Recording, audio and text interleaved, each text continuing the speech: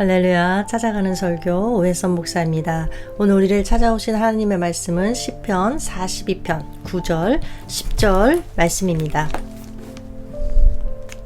내 반석이신 하나님께 말하기를 어찌하여 나를 잊으셨나이까. 내가 어찌하여 원수의 압제로 말미암아 슬프게 다니나이까 하리로다. 내 뼈를 찌르는 칼같이 내 대적이 나를 비방하여 늘 내게 말하기를 내 하나님이 어디 있느냐 하도다.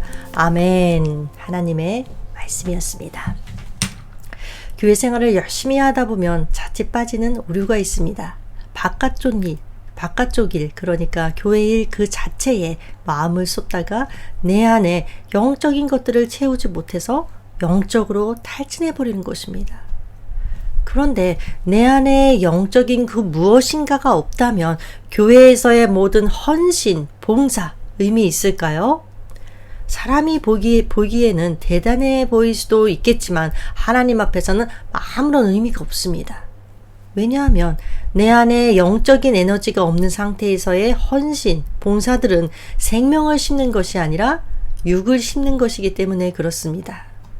사회적으로도 보면 구제나 선행들, 좋은 일을 하는 사람들이 참 많지 않습니까? 그들의 섬김이 참 귀하고 존경스럽지만 한편으로는 예수의 생명을 심는 섬김이 아니라는 점에서 안타까움이 있습니다. 마찬가지로 우리가 주님의 몸된 교회를 열심히 섬기는데 날마다 경건 생활도 제대로 안 하면서 주일에만 열심히 봉사한다, 헌신한다, 예배드린다? 과연 이게 생명을 심는 일일까? 저는 거기에 물음표를 던지고 싶습니다. 그래서 내가 하나님의 일을 하겠다. 내가 하나님 앞에 쓰임받고 싶다. 라면 가장 먼저 자신을 영적으로 채우는 일들이 선행되어야 합니다. 그래야 내가 주님의 몸된 교회를 섬길 때 단순한 육적 섬김이 아닌 생명의 섬김이 됩니다. 그런데 사역에 치중하다 보면 하나님 앞에 깊이 나아가지 못해서 영적으로 탈진해버리고 텅텅 비어버리는 경우들이 생기죠.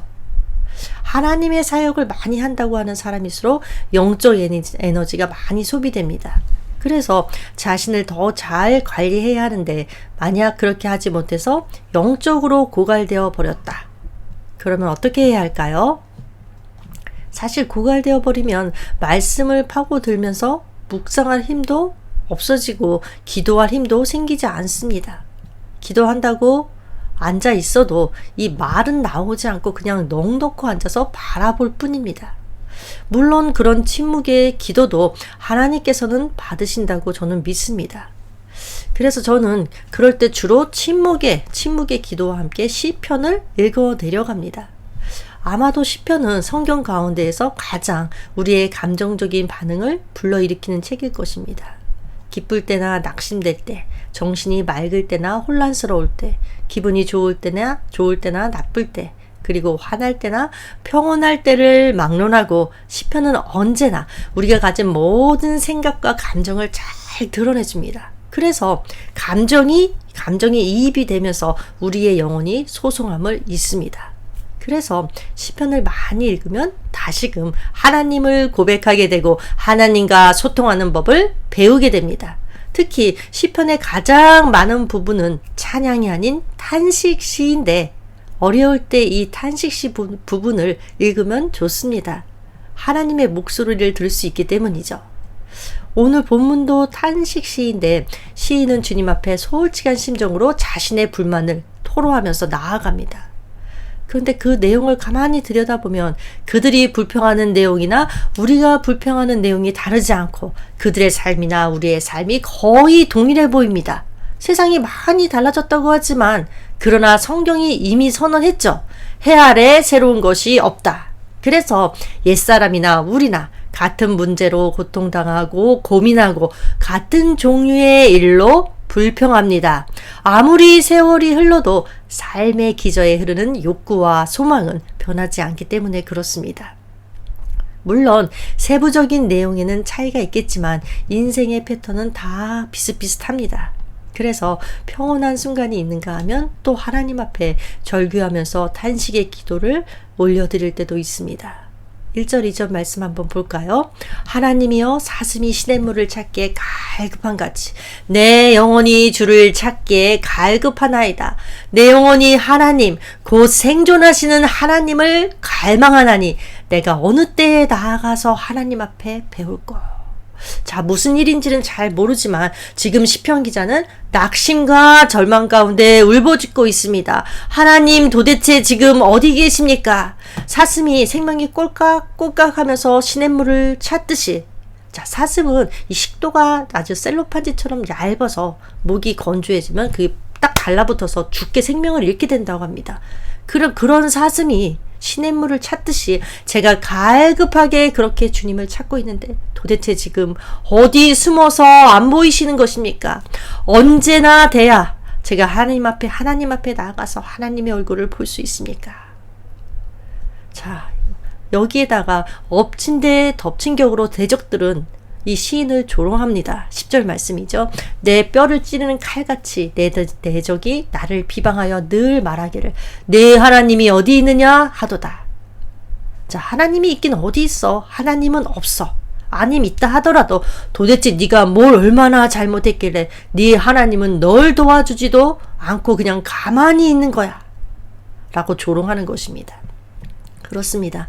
세상을 살다 보면 정말 하나님이 계시다면 이러실 수 있을까? 그런 일들이 참으로 너무너무 많습니다.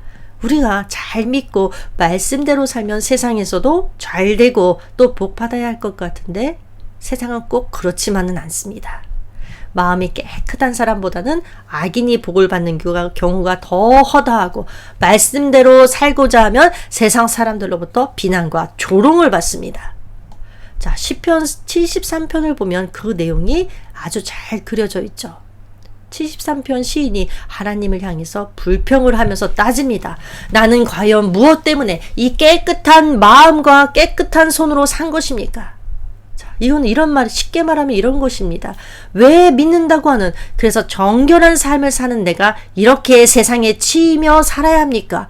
왜 교만한 자가, 악인이 세상에서 더 잘 되는 겁니까? 왜 더 잘 삽니까?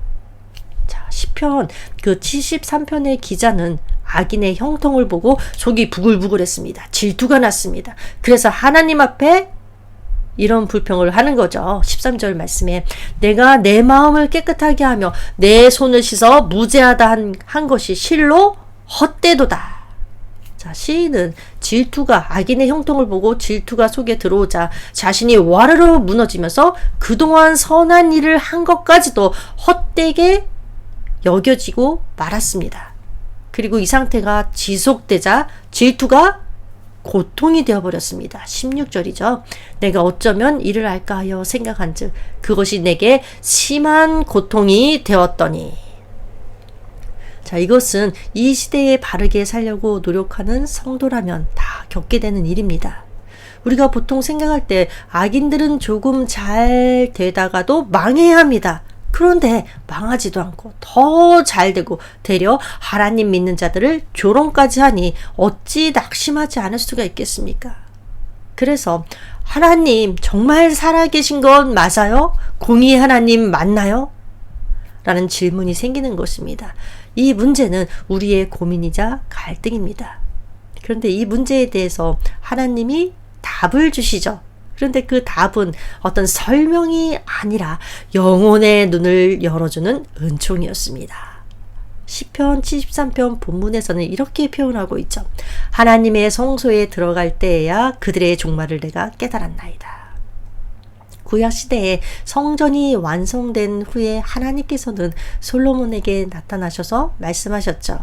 내가 너희에게 성전을 준 것은 기도하게 하려 함이라. 자, 하나님은 성전과 기도를 연결시키셨어요. 그러니까 성소에 들어가서 기도했다는 것이고 그때 살아계신 하나님의 면전에 섰다는 것입니다. 살아계신 하나님을 만났다는 것입니다. 그러니까 하나님의 성소에 들어갔다는 것은 우리식으로 말하면 단순히 교회 문을 열고 들어가서 기도를 드렸다라는 의미가 결코 아닙니다. 게다가 신약시대인 현 시대에는 물리적인 성소는 없죠. 믿는 나 자신이 성전입니다. 건물이 아니라. 자, 고린도전서 3장 16절. 너희가 하나님의 성전인 것과 하나님의 성령이 너희 안에 계시는 것을 알지 못하느냐. 그래서 성전 기도란 우리가 흔히 생각하는 교회 건물에 가서 드리는 기도가 아니라 내 안에서 드려지는 것입니다. 왜? 내가 성전이니까. 바로 내가 믿는 내가 성전이니까. 내가 기도할 때, 기도의 줄이 잡힐 때 비로소 하나님의 성소에 들어가는 것입니다. 우리가 가끔 성전 건축한다, 교회 건축한다 라는 말을 듣게 되는데 사실 성전이나 교회는 건물이 아니죠. 그래서 우리는 건물로서가 아닌 내 안에 성전 기도를 드림으로써 성전을 지어가는 것입니다. 어찌되었든 하나님의 성소에 들어갈 때에야 그대의 종말을 내가 깨달았나이다. 살아계신 하나님을 만나고 영혼의 눈이 열리니까 그때서야 불평하지 않고 잠잠해질 수 있었습니다. 따질 필요가 없어졌습니다. 왜인가요? 영혼의 눈이 열리고 그리고 나서 보았더니 세상에서 번영하는 저들의 마지막이 어떠할 것인지가 보였기 때문입니다. 깨달았기 때문입니다. 그리고 깨닫고 나니 시인은 부끄러워졌습니다. 내가 이같이 우매무지함으로 주 앞에 짐승이오나. 자, 이렇게 표현하는 거죠. 하나님 앞에 부끄러워서 내가 짐승입니다 라면서 부끄러워합니다. 이처럼 믿는다고 해서 다 똑같은 것이 아니라 영혼의 눈이 띄인 것과 그렇지 못한 것의 차이는 엄청납니다. 그럼 오늘 본문에 나오는 시인의 절박한 외침, 하나님이여 사슴이 시냇물을 찾기에 갈급함 같이 내 영혼이 주를 찾기에 갈급하나이다. 자, 이 절규를 보면서도 아직 이 영혼의 눈이 뜨이지 않은 사람이라면 이렇게 반응할 것입니다.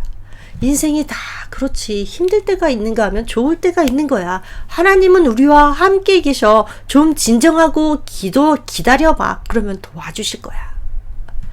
자, 시인의 절박한 외침을 보면서 상황이 너무 어렵고 힘들어서 자기를 건져달라고 도와달라고 저토록 하나님을 갈급하게 찾는구나.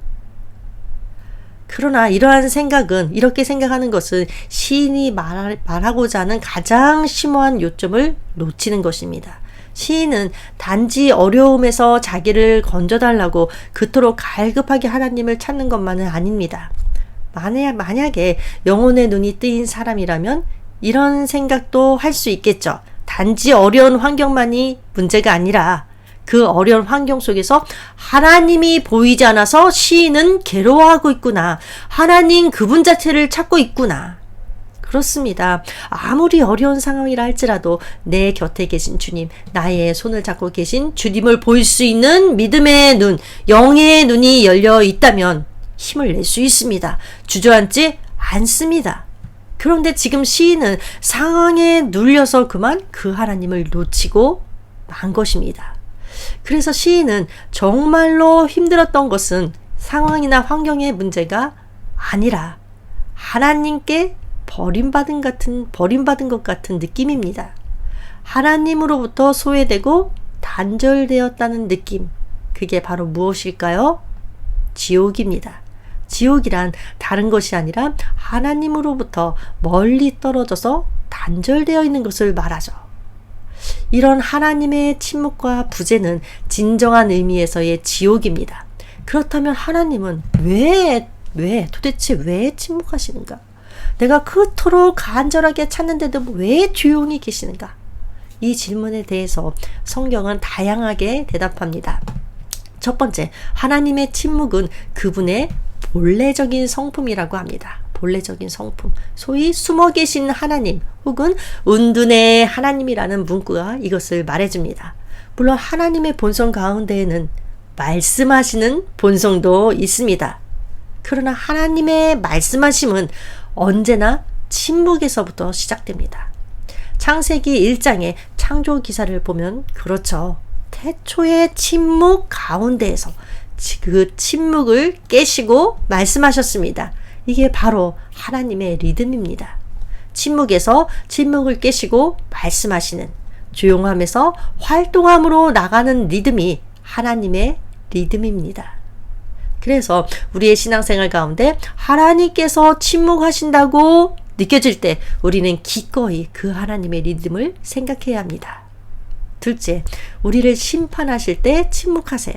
다시 말해서 우리가 하나님의 율법이나 말씀들을 어기고 범할 때 하나님은 그 잘못과 죄의 결과들을 맛보도록 그냥 내버려 두세요. 내가 하고 싶은 대로 그냥 마음껏 하도록 그냥 내버려 두시고 하나님은 조용히 우리를 쳐다보심으로써 심판하시는 것입니다. 이 침묵의 심판을 가리켜서 사도 바울은 하나님의 진노라고 불렀죠.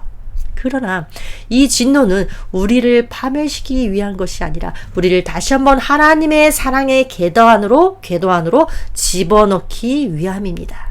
세 번째, 우리가 좀 더 성숙해지기를 원하셔서 침묵하세요. 우리가 성급하게 문을 두드릴 때 아직 시간도 되지 않았는데 문을 열어달라고 두드릴 때 하나님의 입을 꾹 다무시고 가만히 계세요. 여러분, 성숙에 이르는 길은 무조건 말씀 많이 보고 기도 많이 한다고 되는 것이 아니죠. 마치 하나님이 안 계신 것처럼 말도 안 되는 상황들이 내 앞에 펼쳐진다 할지라도 또 아무리 기도해도 응답되지 않는 일들에 대해서 고민하며 인내하며 그 과정들을 통과해 나갈 때 하나님을 더 깊이 알아가고 성숙해지는 것입니다. 그렇다면 하나님께서 침묵하실 때 안 계신 것 같을 때 나는 어떻게 해야 할까? 어떻게 해야 할까요? 일단 하나님 앞에 솔직하게 자신의 심정을 털어놓아야 합니다. 5절 말씀에 있는 것처럼 내 영혼아 네가 어찌하여 낭망하며 어찌하여 내 속에서 불안하여 하는고. 시인은 솔직하죠. 믿음 좋은 나에게 낙심이라는 기분은 없어 라고 생각하는 교만한 어리석음을 범하지 않습니다. 오히려 9절 말씀처럼 내 반석이신 하나님께 말하기를 어찌하여 나를 잊으셨나이까? 내가 어찌하여 원수의 압제로 말미암아 슬프게 다니나이까? 자, 그 시인의 마음은 하나님은 나의 반석이라고 고백하고 있어요. 그런데 그의 기분과 느낌은 어떤 것인가? 반석이 아니라 어찌하여 나를 잊으셨나이까? 나를 버리신 분이라고 합니다. 이런 경험은 우리 모두에게도 찾아오죠. 심지어 헌신된 그리스도인들에게도 찾아옵니다. 이럴 때에는 과거의 기억을 한번 떠올려 보시면 어떨까요? 하나님께서 나에게 가까이 계시면서 직접적으로 생생하게 나와 함께 하셨던 날들이 분명 있었습니다. 자, 시인은 4절에서 그거를 이렇게 표현하고 있죠. 내가 전에 성의를 지키는 무리와 동행하여 기쁨과 찬송의 소리를 바라며 저희를 하나님의 집으로 인도하였더니 이제 이 일을 기억하고 내 마음이 상하는도다. 내가 전에 기쁨과 찬송의 소리를 바라며 생애 중에 하나님이 아주 생생하게 느껴지는 시간들이 있었다는 것입니다. 기쁨과 찬송의 소리를 바라면서 하나님을 예배했던 적이 있었습니다. 바로 그러한 시절과 때를 기억해내니 마음이 어떻다? 마음이 상하는도다. 자, 좋았던 과거를 돌이켜보니까 가슴이 미어졌다는 것입니다. 그래서 여러분 평안할 때 더 기도도 많이 해놓고 하나님과의 관계를 더 깊이 있게 만들어 놓아야 합니다. 그래야 힘들 때, 어려울 때 떠올릴 과거의 좋은 기억들이 있겠죠. 이렇게 좋았던 과거를 돌이켜보면서 그때 나와 함께 하셨던 하나님을 기억해내니까 비로소 인내하며 하나님을 기다릴 힘이 생깁니다. 소망의 마음도 생깁니다. 그래서 자신의 영을 향해 외치게 됩니다. 너는 하나님을 바라라. 아무리 어렵더라도 그 얼굴의 도우심을 인하여 내가 나중에 오히려 찬송하리로다.